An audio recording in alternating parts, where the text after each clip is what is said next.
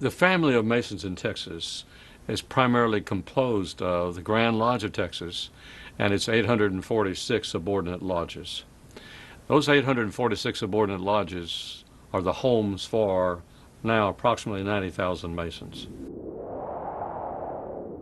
The Masonic fraternity is unique. Only requires three things to be a Mason. You must have a belief in a supreme being. Now, you may call him God, you may call him Allah, you may call him Jesus, but that belief in that supreme being is absolutely necessary, or you're never permitted to be a Mason. So, the first cornerstone of Masonry is you must have a belief in a supreme being. The second is, and some people consider this to be the most difficult, you must be a man of good character. But when we're trying to determine a man's character, you're trying to determine how he's going to live his life for the rest of his life, whether he be 18 years old or 90 years old. We've had men in that age join the fraternity. And you're trying to find how he has lived his life up to that moment. You visit his home, you meet his family, he refers you to other Masons that he has known, and you try to determine if he's a man of his word and his character is really there. Upon determining that he is a man of good character, you then move to the next cornerstone. And the third cornerstone, and I consider one that distinguishes this fraternity from all other organizations around the world, knowing that this fraternity goes across every geographical and physical boundaries, oceans, mountains, borders. We're around the world, and that is that we meet on the level. Now, to me, that's something that has to be heartfelt. That's the first thing when a man tells me he's interested in being a Mason. I tell him about the Supreme Being, that he must profess his belief. I tell him that he must be a man of good character. But I explain to him what meeting on the level means. And what that means to me is that the moment that man petitions, and for the rest of his Masonic career, we judge his actions by his character, disregarding any kind of education, wealth, whatever, and judge him on his character. That's meeting on the level. That's the Masonic fraternity.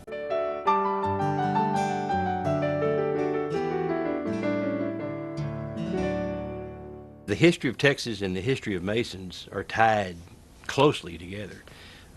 When you think of Texas history, you think of people like Davy Crockett, Jim Bowie, Travis, Juan Seguin, Lorenzo de Zavallo, Thomas Rusk, Sam Houston, Stephen F. Austin, on and on. These were all Masons. These were all Masons that came into Texas and helped Texas form or gain her independence from Mexico. The Grand Lodge of Texas was formed in 1837. It was actually a group of Masons that were part of Austin's colony that wanted to have a lodge here. They'd come from different parts of the United States into Texas and wanted to have a lodge. So to have a lodge, they had to petition some other Grand Lodge to get permission to do so. So they petitioned Mexico, the Grand Lodge of Mexico. And it was during that important time in Texas history that Texas and Mexico were at odds. It's before the Revolution, but they were at odds. And they never heard back from the Mexican Lodge. So they decided, because of the political climate, to drop it. Right after Texas started fighting for their independence, another group petitioned the Grand Lodge of Louisiana. They said not Mexico, but Louisiana. And it was granted by a man named Holland, who was a Grand Master in Louisiana at the time. And the petition actually arrived in Texas just in time for the Battle of San Jacinto in the saddlebag of Anson Jones, and was in the saddlebag during the entire battle. So after Texas won her independence, the first lodge was Holland Lodge number 1, chartered named after the Grand Master of Louisiana. That was the first Masonic lodge in Texas. Now, shortly after that, a year in 1837, after Texas had been a republic for about a year, another group of Masons got together, decided to have a Grand Lodge, and the first group to form the first Grand Lodge was presided over by Sam Houston. And then the next year, Anson Jones was elected as the first Grand Master of Texas. Texas education, public education at Texas Masonry in the early days. Most of the Masonic lodges were also used as the first public schools because they were a convenient place to meet. They were set up for meeting, and they weren't being used during normal school days. So Texas Masons are credited with starting the first public schools in Texas, by allowing their lodges to be used as the schoolrooms. Maribel B. Lamar came to Texas from Georgia, and he signed up in the Texas Army. He signed up as a private. So he's at Sam Houston's camp just before San Jacinto, and his friend, also from Georgia, Thomas Rusk, and a group of Rusk men were actually trapped behind Mexican lines. So somebody had to go rescue them. So Lamar hops on a horse, and this isn't exactly how it happened, but this is the way I love to tell the story. Hops on a horse, grabs a sword, and with a group of his men, and he charges the Mexican lines. And he charges right through the line. The Mexican line virtually parted, let him come through. They gathered up Rusk's men, and they headed back through. It was such a show of bravery that the Mexican soldiers laid down their arms and cheered for him as he went back through. So he gets back to the Texas line, and Sam Houston hears about what happened. Sam Houston goes up and makes him a major. And he actually led the cavalry charge at the Battle of San Jacinto.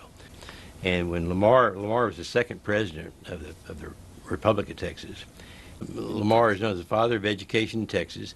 He founded many of the first public schools. He set aside money for state universities, and virtually worked very hard to establish public education in the state of Texas. The thing about Texas history and Masonry that has always fascinated me the most was the fact that the heroes of Texas were all Masons. All of the presidents of the Republic of Texas were Masons. Over half of the signers of the Texas Declaration of Independence were Masons. They weren't heroes because they were Masons, but yet they were Masons. The guys like Davy Crockett and Jim Bowie and Sam Houston and Edwin Ward Moore, who was the Commodore of the Texas Navy, and Stephen F. Austin. So when you study Texas history and you hear of the heroes, the founders of Texas, chances are very good they were Masons.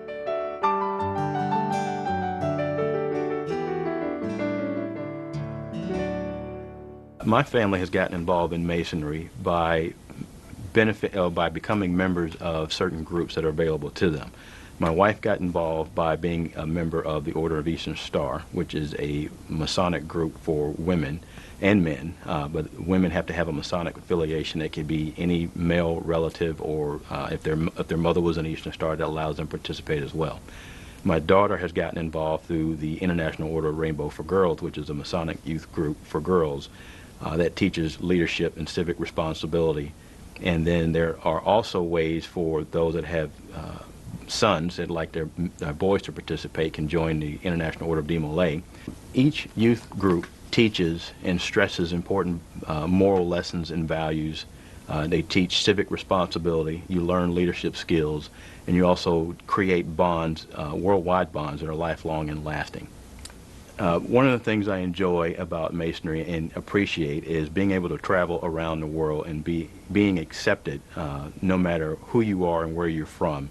And kind of give you an example, I went to Mexico with some brothers, and we went to a Masonic lodge we had never visited. And when we met the brothers there, we were received so openly and warmly as if we were long-lost blood brothers that they had not seen in years. And it's pretty comforting to be able to go anywhere, primarily anywhere in the world, and have that reception. And it's a strong bond that you can't get in any other fraternity or civic organization. And those are the kinds of bonds that the Masonic youth groups support as well, because they are involved in not only local but national activities as well, and those are lifelong bonds that they will carry on and have with them for their entire life. The time restraints that we have in Masonry include just the multiple facets of life in having family that are involved in sports, families that are involved in extracurricular school activities, which limits one's ability to participate in Masonry. So those we have to take into consideration as well. And one of the things that we espouse in Masonry is that the activities that we do in Masonry should not detract from our responsibilities to our God, our religion, our family, and work. At the local level, a lot of lodges will have participatory programs like Family Day. They'll do picnics, they'll do dinners, holiday dinners. Valentine's dinner is a big one at a lot of the local lodges. At the state level, the Grand Lodge will sponsor a Masonic Family Day at the Masonic Retirement Center in Arlington, and that's a pretty big to-do. But there's usually always something, either local lodges or at state level, that affords the family members to participate as well. Masonry can make me a better father by me taking in and learning the lessons of Masonry, the moral and ethical lessons that we have, and that it shows me how to improve myself and become a better person, understanding who I am. And by that, the extension of becoming a better person makes me a better man. Better man should be a better father and a better husband to my wife. And then by that extension, that family gets better from having that relationship, and the community at large becomes better.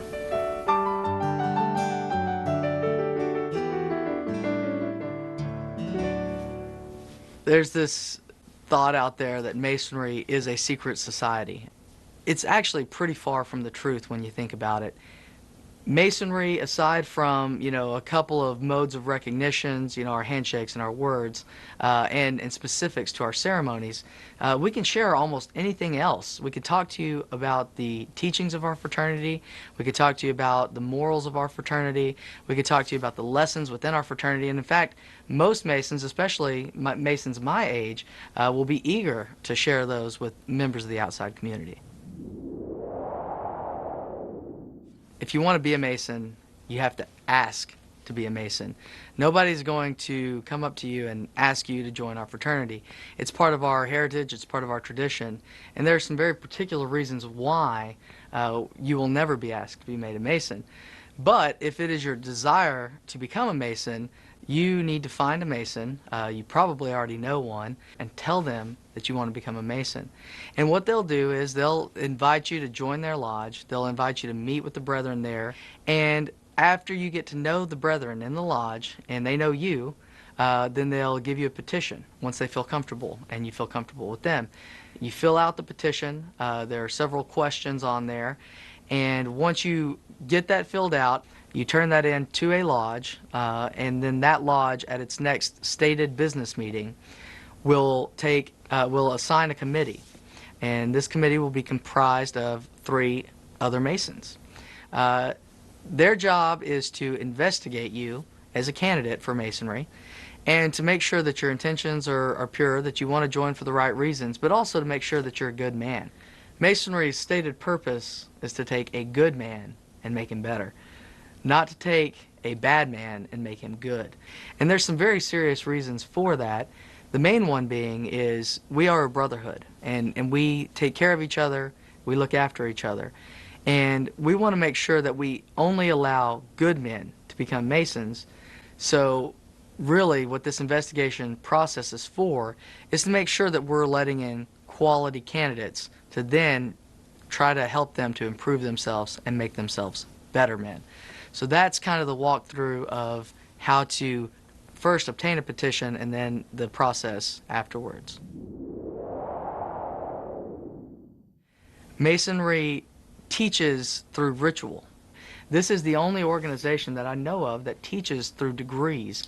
It also has a certain history to it. It's been around forever, and when I think about Freemasonry, I remember the night I was going to get initiated, I was standing at the door, and I was about to finally figure out what was inside the lodge and how everything worked and operated. And there was just a very solemn moment in there, and I thought to myself, this is where George Washington once stood, a member of our fraternity, and I'm standing in the same spot as George Washington. And, whoever your hero is, Benjamin Franklin, Paul Revere, or if you're in Texas Masonry, of course, Houston, Austin, Bowie, and Davy Crockett, whoever your hero is, good chances are that they might have been a Mason. And to be standing where those people had stood was just awe-inspiring to me, and I will remember that moment for the rest of my life. Masonry also teaches in a very, very old system. The way we teach our lessons is from an instructor to you as the individual candidate. None of this stuff is written down. It's very interesting when you think about it in the world we live in with media, the internet, magazines, newspapers, articles being written everywhere, Twitter, Facebook, to think none of this stuff's written down. None of this stuff is going to show up on any of those places. Now, of course, there's all kinds of exposés out on the internet and things of that nature, but true Masonry is taught from an instructor to a candidate. And that personal bond that is created there and just the experience of it, that's something you don't find in our modern society. And finally, Masonry teaches through allegories and symbols. And you think to the Egyptian days when people couldn't read, they couldn't write, but they could see a symbol and they could understand what it meant. That practice is largely lost on our society today. But in Masonry, that's what we're all about. If you see a square, if you see a compass, if you see the letter G, if you see a double-headed eagle, or if you see a keystone, all these things will mean something to a Mason. And, they don't necessarily always mean the same thing to every Mason, because some of it's left to interpretation. But the idea and the ability to see the world through signs and symbols is something that is truly unique to the Masonic fraternity.